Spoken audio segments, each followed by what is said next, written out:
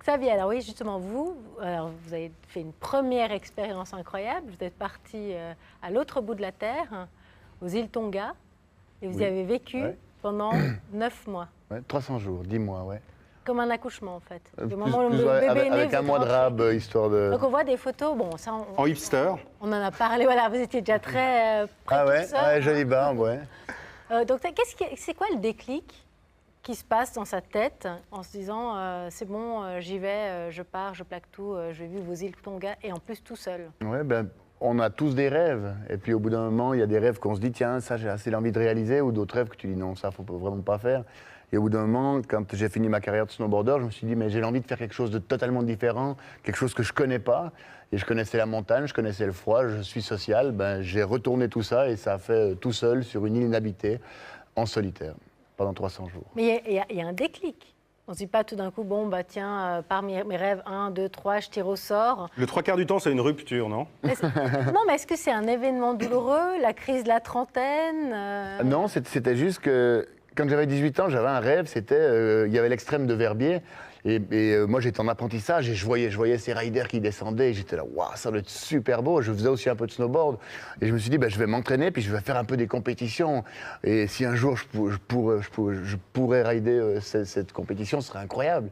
Et de 2001 à 2006, eh bien, j'étais parmi les meilleurs riders mondiaux, moi le petit gars du coin. Et du coup, ben, en 2005, mon rêve se réalise quand je termine 2e à l'extrême de Verbier. Et en 2006, j'ai vu que cette motivation était redescendue parce que le rêve était réalisé. Bon, alors vous allez devenir notre Nicolas Hulot national.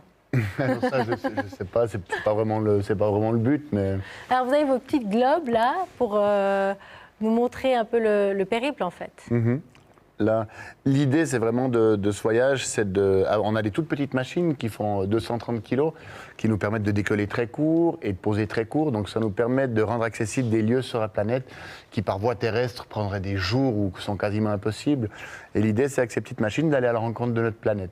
Autant géologique, autant humain, voir les différentes cultures, comment les gens vivent, comment les gens voient le futur, et puis passer un petit peu de temps avec notre planète. Et vraiment l'idée, nous, c'est de montrer un regard positif. Mais bon, alors vous préparez quand même les lieux de destination. Vous y allez comme ça. Oui, bien sûr. Vous savez, il y a logistique, d'où le départ en novembre 2016. Oui, il y a 4 ans de préparation déjà derrière, en plus de mes activités. Après, avoir l'idée, c'est une chose, mais le tracé, il doit être dessiné selon les zones de conflit, selon les zones où on se dit, là, ça va être un peu dangereux. Et puis, il y a vraiment des endroits qu'on veut voir, des cultures qu'on veut voir, et surtout on veut partager. Et après, il y a tout l'aspect technique, les machines. Là, je survole l'Atlantique, ça représente 2300 km en autonomie, avec une petite machine qui est faite pour en faire entre 600 et 800. Donc, il y a une énorme préparation machine aussi derrière, la préparation des pilotes, pour être sûr d'être prêt pour affronter tout ce qu'on va voir. Et puis, il y a aussi l'humain, les autorisations de vol. Enfin, c'est assez grand, mais ça fait partie du challenge. On se réjouit de vous suivre, en tout cas. Hein. Merci. Mais Xavier, une question. Lorsqu'on passe du rêve à la réalité, il n'y a quand même pas un poil de déception? La réalité... Alors, il peut. Mais si tu as une idée tellement précise de ton aboutissement et que tu as déjà posé des images dessus, il y a de fortes chances que là où tu arrives, c'est pas exactement comme ça, mais ça fait aussi partie de la vie. Et les plans sont faits pour être changés, mais c'est bien d'avoir des plans qui te donnent déjà une direction pour aller quelque part. Mais après, il faut vraiment rester ouvert et puis foncer, puis prendre ce qui vient.